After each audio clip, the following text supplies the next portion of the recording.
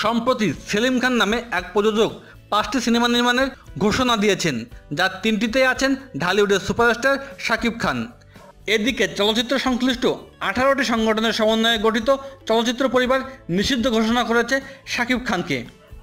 শাপলা মিডিয়ার কর্ণধার সেলিম খান বলেছেন, তারা 6 মাস আগে সাইন করিয়েছেন শাকিবকে, সুতরাং শুটিং শুরু করতে কোনো বাধা নেই।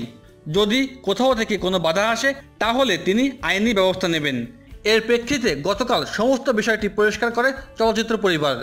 তারা জানায়, চিত্রনায়ক শাকিব খান অভিনীত নতুন এবং পুরাতন কোনো ছবির শুটিংয়ের কাজে বাংলাদেশ চলচ্চিত্র পরিবারের অন্তর্ভুক্ত সংগঠনসমূহের কোনো সদস্যই অংশগ্রহণ করবে না।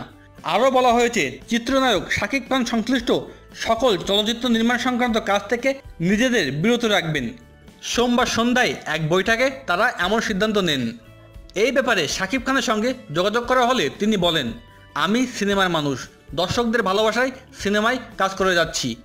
আর তারা আমার বিরুদ্ধে যে অভিযোগ তুলেছেন তার দায় আমি নেব না, কারণ আমি সিনিয়র কাউকে অপমান করে কথা বলিনি।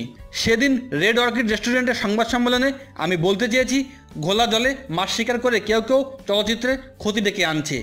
তারা বলেছে আমি নাকি কাপনের কাপড় পরেছি যৌথ প্রযোজনার সিনেমা বন্ধের, অথচ তখন আমাদের আন্দোলন ছিল হিন্দি ও উর্দু সিনেমা আমদানি বন্ধের। আমি আবার বলছি, যৌথ প্রযোজনার সিনেমার বিপক্ষে আমি নই। নিয়ম মেনে যৌথ প্রযোজনায় সিনেমা নির্মাণ হলে আমাদেরই তো লাভ। আমাদের পরিচালক থেকে শুরু করে অভিনেতা অভিনেত্রীরা অন্য একটা দেশের সাথে কাজ করার সুযোগ পাবে, পারস্পরিক ভাব বিনিময় হবে। নিষিদ্ধ করার ব্যাপারে শাকিব খান বলেন, ওনারা সংগঠনের দায়িত্বে আছে, তাই চাইলেই আমাকে নিষিদ্ধ করতে পারে। আমি কিছুই বলবো না এ বিষয়ে। সমস্ত বিষয়টা আমি দর্শকের উপর ছেড়ে দিলাম, ওদের ভালোবাসা আমাকে ফিরিয়ে আনবে।